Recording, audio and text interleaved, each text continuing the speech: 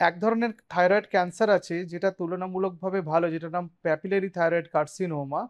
সেটা তুলনামূলকভাবে ভালো। মানে সেটা অপারেশন করলে প্লাস কিছু ট্রিটমেন্ট আছে সেটা করলে পেশেন্টরা প্রায় নিয়ার নরমাল থাকে। কিন্তু থাইরয়েড গ্রন্থি একবার রিমুভ করলে থাইরয়েড হরমোন তো তৈরি হচ্ছে না, তখন life long thyroid hormone replacement থেরাপিতে থাকতে হয়। আর এক ধরনের থাইরয়েড ক্যান্সার আছে anaplastic thyroid cancer, medullary thyroid cancer, এগুলো একটু খারাপ ধরনের ক্যান্সার। সেগুলোর জন্য বেশ কিছু বড়সড় চিকিৎসার প্রয়োজন আছে। কিন্তু সেই থাইরয়েডে গয়টার হলো মানেই কিন্তু ক্যান্সার নয়। আমি বারবার একই কথা রিপিট করছি। বেশিরভাগ কারণে কিন্তু বিনাইন।